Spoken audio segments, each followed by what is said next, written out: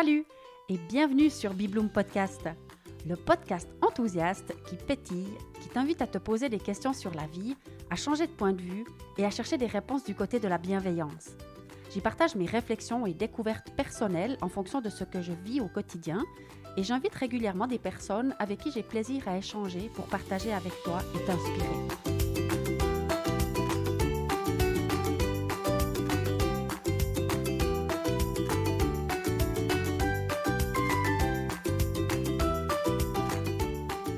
Dans cet épisode, je t'embarque dans un voyage qui commence sous la neige en Suisse et se poursuit sous le soleil éclatant de l'île Maurice. La première partie a été enregistrée 2 heures à peine avant mon départ pour l'aéroport. La deuxième partie, elle, te transporte au matin de mon 4e jour sur cette île paradisiaque. Je partage mes premières impressions entre émerveillement et découverte. Prépare-toi à voyager avec moi à travers ce monologue. Je te souhaite un excellent moment d'écoute.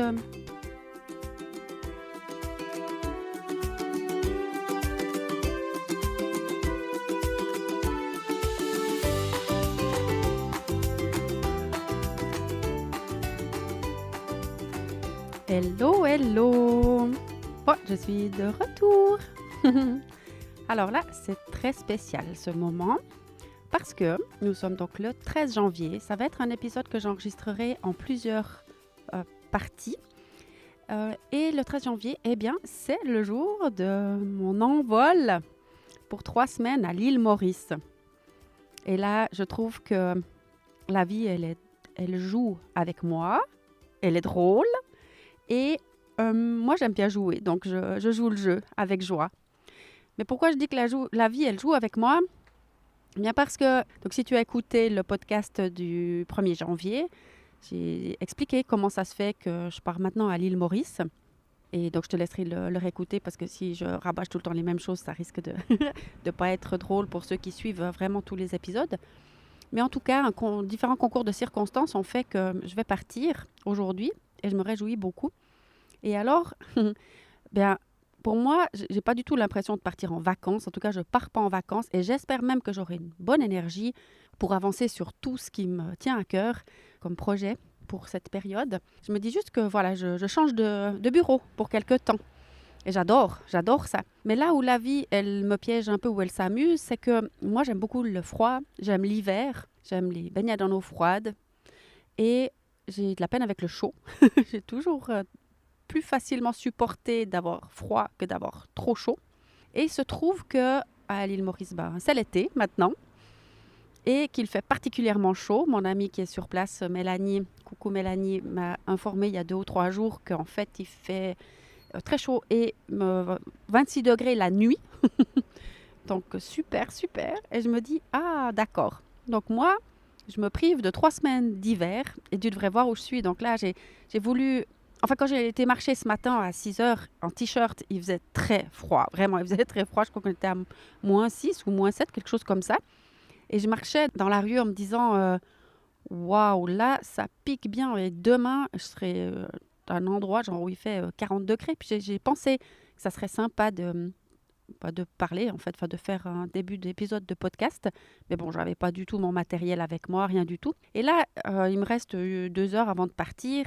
La valise sera bientôt bouclée. Il me restera bien sûr à mettre le matériel de podcast, mais comme je suis en train de l'utiliser maintenant, c'est la dernière chose qui va sauter dans les bagages. Et je me suis dit, je vais aller au bord de la Trême parce que j'ai pas vraiment beaucoup de temps. Je ne veux pas aller jusqu'en forêt dans mon bureau favori. Je vais me mettre au bord de la Trême. J'aime beaucoup ça aussi. Je m'installe sur un banc, sauf que les bancs, ils sont remplis de neige. C'est complètement rempli de neige. Donc, je dis, non, là, ça va pas le faire. Alors, je suis venue sur le banc qui est devant ma salle. Et d'ailleurs, je vais même me déplacer parce que je vois en face de moi qu'il y a un autre banc plus au soleil. Donc, celui qui est devant ma salle, il est presque sec. Enfin, il y a quand même un peu de neige qui me rafraîchit l'arrière des cuisses, mais pas trop. Mais là, maintenant... je vois qu'en face, il y a un banc qui est beaucoup plus au soleil et qui n'a pas de neige. Donc, je me déplace pour m'installer là quelques instants. Bon, tout ça, bien sûr, ça m'a fait perdre le fil de ce que je voulais raconter. Mais du coup, c'est assez chouette, en fait, que tous ces bancs étaient couverts de neige de l'autre côté, là, parce que ça m'a permis de venir dire au revoir à la salle aussi pour ces 3 semaines d'absence. Parce que voilà, cette salle, pour moi, c'est plus que juste un lieu de travail. On a une relation particulière. Puis comme c'est bientôt fini, puisque comme je t'ai déjà dit, je l'ai résilié pour fin juin. Donc chaque fois que je peux venir lui parler un peu, raconter quelque chose ou juste m'imprégner de son énergie, eh bien c'est super. Donc je ne vais pas manquer de rentrer un moment, de lui dire au revoir et tout, avant de m'installer dehors pour faire ce petit échange. Donc voilà, dans quelques heures, je serai à l'aéroport. C'est mon père qui va m'amener, ce qui me fait très, très, très plaisir. On va aller chercher ma sœur. Donc, c'est un peu une histoire de famille pour finir ce voyage. Donc, on va aller chercher ma sœur et mon beau-frère. Et à 9 heures ce soir, eh bien, c'est parti pour 12 heures de vol. Et là, à l'île Maurice, je me réjouis bien sûr énormément de retrouver Mélanie et Jérôme, dont je t'ai aussi déjà parlé dans l'épisode précédent, et avec qui on a un projet de travailler un peu ensemble. Et bien sûr, pour moi, cette année 2025, j'ai vraiment compris plein de demandes que la vie me fait, tout ce qu'elle me propose. Et donc ça, c'est le premier voyage, mais il va y en avoir d'autres, parce que l'objectif, c'est clairement d'écrire ce deuxième livre. Et je ne sais pas pourquoi, c'est assez clair pour moi que c'est en voyage que je vais l'écrire. Mais je vais aller à différents endroits. J'ai déjà bien à peu près toute la liste des endroits où je dois aller. Et tout ça, c'est à planifier. Mais je me réjouis beaucoup déjà, sûrement dès ce soir dans l'avion, d'avancer sur l'écriture. L'impatience arrive. J'ai toujours pas compris pourquoi je suis pas capable d'écrire depuis chez moi. Ça me simplifierait un peu la tâche d'une certaine manière quand même, de pouvoir m'installer autour sur mon bureau ou à la table et puis juste écrire là, sans difficulté d'organisation pour les chats, d'organisation du travail et tout. Mais je ne sais pas. Je n'y arrive pas. Mais je crois aussi que j'y arrive pas ou que ça fait pas de sens parce que le livre, toutes les histoires du voyage, ils vont être dedans. Donc, si je reste chez moi à parler à mes chats, il n'y aura pas grand-chose à raconter dans le livre. Donc, je pense que c'est pour ça que je suis invitée à créer des aventures et des histoires qui vont alimenter le livre. Donc, je suis curieuse de voir ce qui va sortir de moi. Et là, pour l'instant, je vais te laisser là parce qu'il n'y a pas vraiment beaucoup d'autres choses à rajouter. Je vais compléter l'épisode au fur et à mesure. Je pourrais te raconter comment mon corps supporte cette espèce de choc thermique. En plus, là, tout à l'heure, sur mon chemin, il y avait un beau cœur fait avec de la glace, en fait, sur le trottoir. J'en ai fait une photo, j'ai déjà partagé sur mon statut WhatsApp, mais je le mettrai bien entendu dans le blog de cet épisode, parce que je trouvais que c'était un joli gag de mettre un cœur glacé sur le chemin avant de m'envoyer au chaud. Alors, à tout bientôt pour la suite de cet épisode que je me réjouis de partager avec toi. Bye bye. Alors, me revoilà. Mais alors cette fois-ci, je suis dans un environnement complètement différent de tout ce que j'ai vu à ce jour dans ma vie. Donc, je suis bien arrivée, comme tu le sais, puisque je t'ai laissé il y a quelques jours sur mon banc, là, dans le froid suisse, que j'étais tellement contente de profiter de ces derniers moments de soleil, de neige, de froid. Et voilà, quelques heures plus tard, quelques 12 heures de vol plus tard, je suis arrivée sur cette île paradisiaque. Il fait 30 degrés. Alors, une chose est sûre, cette fois-ci, ça ne sera pas le froid qui va me faire terminer cet épisode ou cet enregistrement-là maintenant. Ça sera peut-être le chaud. Et moi qui adore ces inversions, j'adore tourner le cerveau, j'adore changer complètement de point de vue. Alors là, j'ai le cerveau qui est tourné parce que vraiment passer du froid au chaud. Et donc, ça ne sera pas le froid qui va dicter la fin de cette conversation avec toi. Bon, alors, je trouve que j'ai une chance absolument incroyable d'avoir un si beau bureau. Donc là, je suis sur la terrasse de cette maison que mon beau-frère et ma sœur ont louée. Donc, c'est une maison, waouh, exceptionnelle. Il y a 4 chambres magnifiques, 3 salles de bain, 2 salons, une grande terrasse avec un coin salon et un coin salle à manger sur la terrasse, la piscine. C'est le grand luxe, quoi. C'est le grand luxe, les palmiers partout. Et alors, c'est magnifique. On a dans le jardin 2 grands palmiers qui sont habités ou qui sont ouais, qui sont habitués, on va dire comme ça, par des tisserands. C'est des oiseaux magnifiques, des petits oiseaux jaunes qui installent leur nid au bout des branches de ces palmiers. Je vais vraiment mettre des photos et peut-être, ouais, vidéo, je peux pas trop, mais des photos en tout cas de ça dans l'article de blog parce que c'est juste absolument incroyable le travail qu'ils font, ces petits oiseaux. Ils tissent des nids qui sont suspendus au bout des branches de ces palmiers. Et alors, ils ont tous la même technique, hein. Ils s'activent, ils arrivent avec des petites tiges qu'ils utilisent pour tisser ces nids. Ils sont très originaux. Et alors, les oiseaux, ils vont, ils viennent, ils vont, ils viennent, ils vont, ils viennent, ils amènent leurs brindilles, ils tissent.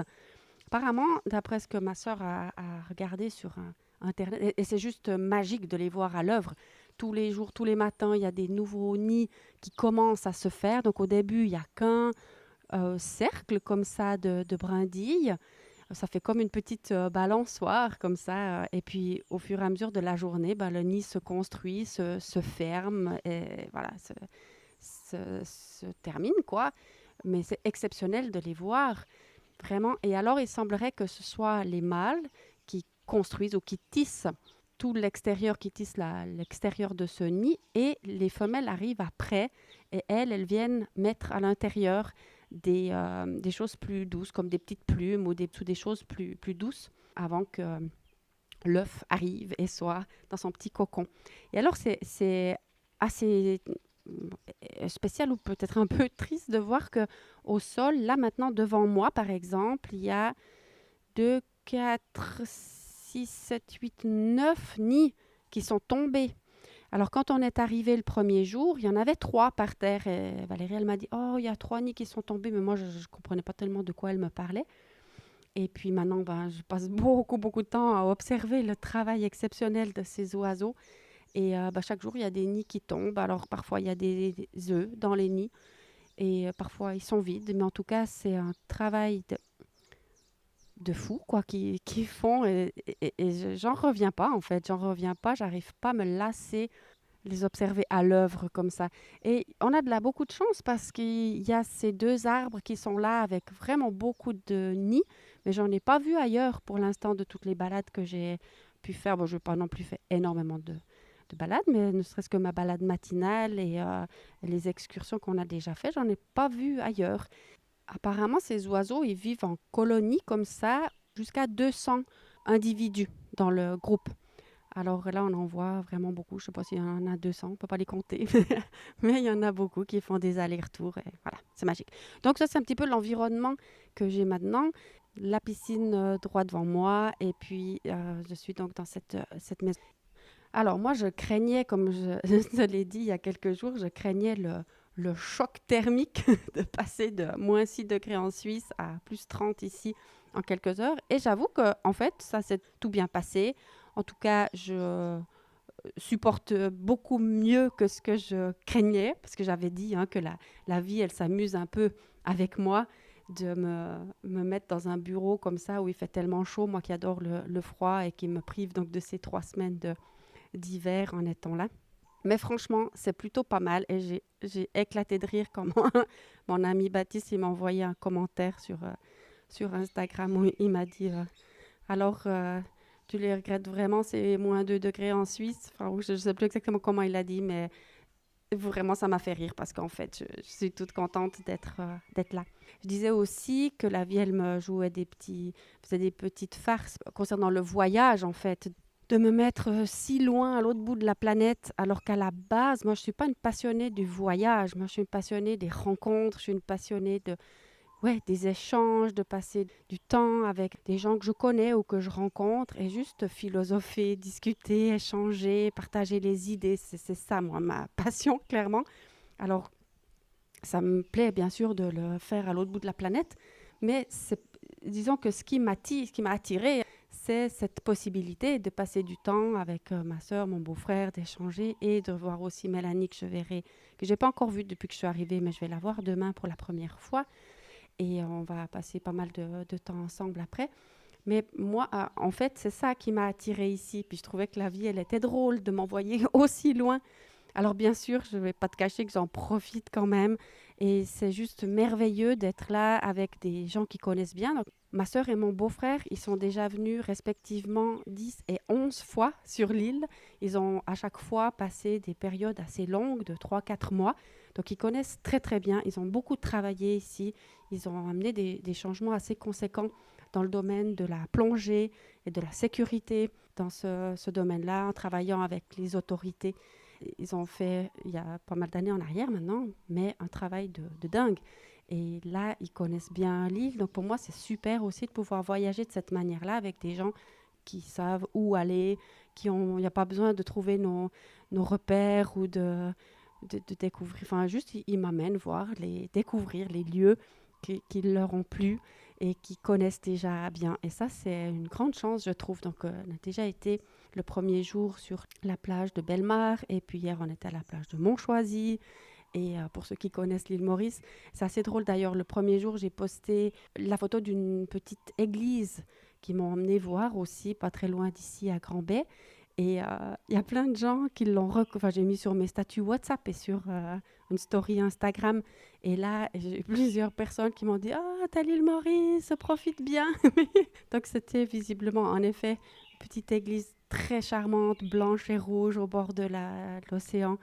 Exceptionnelle, enfin, magnifique photo, qui est très connue, un lieu très connu, semble-t-il. Alors, ça, c'était juste pour le premier jour. Et j'apprécie aussi beaucoup que ma sœur et mon beau-frère, ils aiment particulièrement des endroits qui ne sont pas forcément hyper touristiques aussi. Donc là, cette petite église, visiblement, c'était le cas. Mais pour le reste, ils sont friands de me faire découvrir des endroits qui ne sont pas forcément les plus visités. Et ça me plaît bien aussi. Donc, je suis très contente de ce bureau qu'on m'offre. Donc là, on est quoi? Samedi. Nous sommes arrivés lundi et c'est vraiment le premier jour que je travaille. Donc, je suis quand même en mode vacances, je dois dire. Je suis quand même en mode vacances. Mais j'apprécie beaucoup que eux, ils sont partis quelques heures en visite, voir des gens aussi qui connaissent d'ici. Et ça m'arrange bien parce que je suis enchantée de pouvoir avancer aussi sur des choses qui me tiennent à cœur, comme finaliser ce podcast et puis avancer sur le livre, quoi. C'est quand même pour moi des objectifs ici. Et alors sinon, dans les premières impressions comme ça de ces tout premiers jours sur l'île, alors bon, les oiseaux, j'ai déjà parlé des tisserins, mais il y a aussi beaucoup d'autres oiseaux, notamment des tout petits rouges.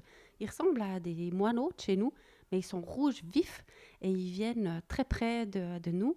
Et alors l'ensemble, et ils sont magnifiques bien entendu, et l'ensemble de ces oiseaux, ils font en permanence un concert extraordinaire quand on est sur la terrasse ou n'importe où. En fait, on les entend tout le temps chanter et beaucoup de sortes d'oiseaux différents. Donc ça fait un concert en permanence comme ça dans la rue, c'est extraordinaire. Après, il y a aussi, j'étais très impressionnée par la couleur des fleurs et il y a vraiment des fleurs éclatantes. Il y a un arbre qui s'appelle le flamboyant dont toutes les fleurs sont rouges vives comme ça. Mais il y a des roses, des violettes, des jaunes vives, des blanches, vraiment lumineuses comme ça, qui sentent un petit peu la vanille. Et c'est très particulier, bien entendu, sur l'île. Et ça fait partie de ces premières délicieuses impressions comme ça. Après, quoi d'autre encore? Bon, bien sûr, les plages absolument paradisiaques, c'est comme sur les cartes postales, c'est vraiment comme sur les cartes postales, des énormes plages de sable blanc. En tout cas, quand on y est allé, il y avait juste personne. L'eau claire comme du cristal et chaude, bien entendu, et juste le palmier comme ça qui se met sur le décor. Et c'est très, très impressionnant. Et alors, c'est super agréable aussi parce qu'au bord des plages, il y a des grandes forêts. Il y a beaucoup, beaucoup d'arbres. Et ça, c'est super chouette parce qu'on peut se mettre à l'ombre. Enfin, on n'est pas du tout comme sur une plage au bord de la Méditerranée où il n'y a pas un pet d'ombre et que c'est vraiment difficile de supporter la chaleur. Là, c'est agréable de ce côté-là. Après, quoi d'autre qui m'a vraiment plu et qui m'a surprise au début comme ça? Bon, la gentillesse des gens, effectivement, ils sont extraordinaires, souriants, chaleureux, dans l'envie de faire plaisir. Alors là, après, moi, j'ai un petit côté où c'est peut-être moins agréable, on va dire. J'ai cette sensation que voilà, les blancs. Enfin, moi, comme blanc, j'arrive là, je me fais servir. Bon, après, c'est normal, tu es touriste à quelque part, tu vas au restaurant, tu te fais servir. Mais sinon, aussi dans la maison, il y a quelqu'un qui vient faire le nettoyage. Ça, bon, j'ai un petit peu plus de peine. J'ai pas la sensation de participer à la création du nouveau monde, en fait, quand je suis là et que les choses, elles sont en place de cette manière-là. Pour l'instant, en tout cas, j'ai pas tout à fait trouvé mon confort par rapport à ce petit aspect-là où j'ai l'impression d'arriver comme si je venais coloniser le pays. Ça, on sent vraiment, enfin, je sais pas, il y a un petit inconfort avec ça, mais je vais retomber sur mes pattes, en tout cas, et vraiment juste apprécier comme ils sont serviables et gentils et chaleureux et souriants. Et ça, c'est vraiment super. Après, il y a quelque chose que j'ai trouvé très drôle, en fait, parce qu'il y a plein de similitudes. Je vois plein de similitudes avec l'Irlande. Et je me dis, c'est dingue, peut-être que c'est parce que c'est une île aussi. Déjà, la forme de l'île, elle est un peu ressemblante. Bon, on peut dire toutes les îles, elles se ressemblent peut-être un peu, mais je trouvais qu'il y a quelques similitudes dans la forme de l'île Maurice et de l'île de l'Irlande. Et après, il y a quand même pas mal de choses qui se ressemblent puisqu'ils roulent à gauche aussi, déjà, et que les routes sont très similaires aussi. C'est beaucoup des routes très étroites avec beaucoup de végétation au bord. Donc, quand on est parti faire une balade là jusqu'à Belmar, dans pas mal d'endroits sur la route, c'était vraiment pas la même végétation, mais le même style de route qu'en Irlande, avec les arbres qui recouvrent comme ça complètement la route, et des routes très étroites, sans trottoir, et cette conduite à gauche, et quand même des gens qui roulent parfois ils prennent vraiment des risques pour les dépassements et tout ça. Et ça, en Irlande, c'était aussi un peu pareil, la manière de conduire qui ressemble pas tellement à notre manière suisse. Après, il y a une autre chose aussi, j'en avais parlé passablement dans les premiers épisodes de podcast quand j'étais en Irlande, c'est tout ce qui concerne le recyclage. Alors là, c'est un peu pareil. Alors, soit j'ai encore rien compris, soit ils ne recyclent pas, soit ils n'en ont pas les moyens, je ne sais pas. Mais pour moi, c'est difficile de mettre tout dans la même poubelle. Alors, l'autre jour, quand on est allé se balader sur une plage aussi à Montchoisy, on a vu des grands bacs pour recycler le PET. Et puis alors aujourd'hui, j'ai dit, bon, on va mettre de côté les bouteilles en PET et puis on ira en tout cas les mettre là-bas, puisqu'on a vu à un endroit un grand container pour le PET. Alors on ira les mettre là-bas. Mais sinon, on n'a pas vu grand-chose en fait pour recycler. Bon, alors on va faire avec, hein. C'est juste 3 semaines, ça va le faire. Et puis une autre similitude avec l'Irlande, ça m'a fait aussi un petit peu, enfin c'est pas très drôle en soi, mais quelque chose qui était surprenant en Irlande, c'est qu'à la radio, ils annonçaient tous les décès. Telle personne, son âge, comment elle est décédée, où et quand aura lieu l'enterrement. Et puis, ben là, on était dans la voiture, il y avait la radio allumée et c'était pareil. Ils annonçaient tous les décès. C'était surprenant de voir encore une chose très similaire avec l'Irlande. Et alors, le truc le plus chouette, où je me suis dit, mais je suis vraiment au bon endroit, quand on a fait la route pour aller à Belmar, il y avait à peu près 1 heure de route, et moi j'étais un peu perdue dans mes pensées, comme ça, j'ai regardé le paysage, et tout d'un coup, je vois un panneau parmi tant d'autres, et c'était marqué «Village de l'enthousiasme». Et là, j'ai dit, oh, mais alors, c'est dingue ça! Et puis, j'ai pas eu le temps de prendre la photo parce qu'on était en train de rouler. Puis, j'ai dit à ma soeur, oh, j'aimerais trouver une photo de ce panneau parce que c'est dingue ça quand même.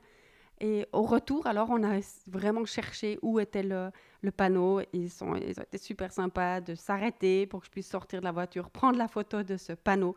J'ai dit, alors moi, je suis exactement à l'endroit parfait, parfait pour moi.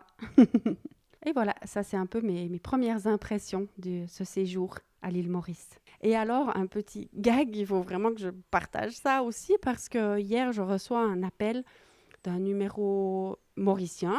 Je réponds à cet appel et c'est Air Mauritius, donc avec laquelle j'ai pris mon billet d'avion, qui m'informe que mon vol de retour du 3 février est annulé et qu'on m'a replacé sur un vol le 7 février. Ah bon, et là je dis, mais est-ce que j'ai d'autres options? Enfin, est-ce qu'il y a d'autres possibilités? Et on me dit non, c'est comme ça. Je dis, ah bon? Donc moi, j'avais d'abord réservé pour 2 semaines. Hein. Je m'étais dit, ouais, 2 semaines à l'île Maurice, enfin, c'est waouh. Pour moi, c'était quelque chose déjà assez génial. Enfin, c'était vraiment génial. Et puis ensuite, j'avais prolongé d'1 semaine parce que ma soeur, elle me disait que quand même, c'était court pour un si long voyage et tout. Puis je me suis dit, ouais, tant qu'à faire, D'autant plus que je vais quand même aussi travailler depuis ici. Donc finalement, autant prendre 3 semaines. Je trouvais qu'elle avait raison. Donc j'avais prolongé d'1 semaine. Et puis le troisième jour que je suis là, je vais devoir prolonger de 4 jours supplémentaires encore. Donc je rentrerai visiblement. On verra si ça se confirme comme ça. Mais le 7 février, je dis, bon, je vais dire oui à la vie pour me dire maintenant, voilà, la vie, elle m'offre de rester 4 jours de plus. Alors, je vais rester, je vais accepter cette proposition faite par la vie. Et puis, donc, j'ai pas grand-chose d'autre à ajouter pour l'instant parce que, voilà, je suis au paradis. Il fait beau, il fait chaud. Je j'ai pas très motivée à partager beaucoup sur les réseaux ou à faire des posts ou comme ça. C'est déjà pas quelque chose que j'aime particulièrement. Alors là, je suis pas trop motivée à le faire. Je poste quand même passablement de stories, soit sur Instagram, donc sur le Bibloom Diane, soit des statuts WhatsApp pour vous faire voyager un peu. Donc ça, vous pouvez, ceux qui sont intéressés, vous pouvez suivre là les statuts ou les stories Instagram. Je ferai certainement 1 ou 2 posts ou en tout cas 1 à la fin. Mais pour l'instant, je ne suis pas trop dans cette énergie-là. Donc, merci pour votre compréhension. Et je me réjouis de te retrouver après. Je pense que je vais monter cet épisode-là rapidement, peut-être l'envoyer. Et puis, j'en referai certainement un autre à la fin de l'expérience. Et d'ici là, je t'envoie déjà tout de suite, tout plein d'amour. Et puis profite bien de l'hiver chez nous. Enfin, si tu es en hiver, parce que tu peux peut-être aussi te trouver, toi qui écoutes, à un autre côté de la planète, hein, on ne sait pas. En tout cas, à tout bientôt.